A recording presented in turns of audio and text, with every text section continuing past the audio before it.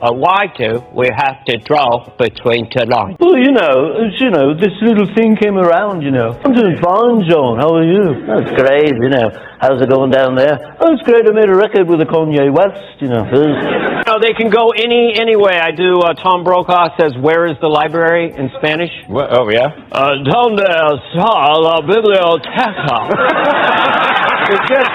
They're just chewy. They're chewy and crunchy. Bernie Sanders, this is new. Bernie Sanders on the Pirates of the Caribbean ride. This is rigged. The whole system is rigged. The pirates are real. The pirates are real. That Bernie bit shouldn't work on paper. A senator losing his mind over animatronic pirates, but haters' commitment sells it in under 10 seconds flat. And the Brokaw one is the exact opposite, kind of funny. No yelling, no punchline, just a legendary journalist going completely blank over 4 words of Spanish. 2 impressions, 2 totally different engines. Same result, instant laugh. You gotta do one of those. You gotta give him that. You gotta give him one of those, who else do I have in there? I do Michael Caine in kindergarten. Oh, yeah? It's already funny. Why do we have to draw between two lines? The Lovitz bit hits different. Once you know, Hader has said in interviews that Lovitz was one of the guys he studied growing up, so there's real affection buried under the joke, not just mimicry. The Caine one works for the opposite reason. 0 backstory needed, the accent alone carries the entire bit. 2 ages, 2 actors. 1 proof that Hader's real skill was never the voice, it was the tiny story he built around it. It's kind of dark or not. The pandemic. Well, this little thing came around, This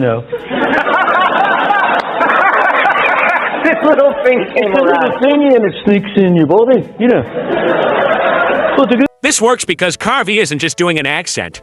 He spent decades studying McCartney's actual cadence and word choices, turning a global pandemic into this little thingy and a vaccine into a Jabba shouldn't land. But the voice carries the entire joke. It's proof an impression stays funny long after its debut if the comedian keeps feeding it new material instead of freezing it in one era. Wanting John Lennon and Paul McCartney to hook up and talk about how brilliant they were together. So I just did it for my own amusement. But it's like, how you doing, Paul? I'm doing fine, John. How are you? That's great, How's it going down there? Oh, it's great. I made a record with the Kanye West, Who's the Kanye West? Well, he's a talky singer, Does he have a good gal behind him? I had Yoko. Yeah, he's got a great gal, but they never used to. Wait a minute, this bit's 2 years old. The funniest moment isn't even the McCartney voice. It's Carvey catching himself mid-bit and openly admitting the joke is dated, then just rolling with it. That kind of on-the-fly honesty is genuinely harder to pull off than the impression itself.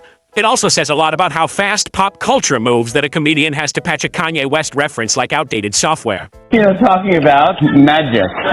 He's got a rabbit. Oh, yeah. The rabbit. Oh. That guy is a son of a bitch! What sells this one is the pause before he even gets a full sentence out. Pacino has that habit of building tension out of nothing, and Carvey nails that rhythm before the joke even lands. A rabbit reveal shouldn't be this funny on paper, but that's Carvey's whole trick. The premise barely matters as long as the voice is dead on. We gotta respect everybody's indivisibles, you know what I'm saying? It's like the floundering father said in the Decapitation of Independence, you know what I'm saying? All men are secreted equally. The bit works because Carvey doesn't just nail the voice, he commits to the logic of how Tyson would actually mangle a phrase, swapping founding fathers for floundering fathers without ever breaking stride. That's a harder needle to thread than it looks, since the joke depends on messing up on purpose while still sounding completely natural.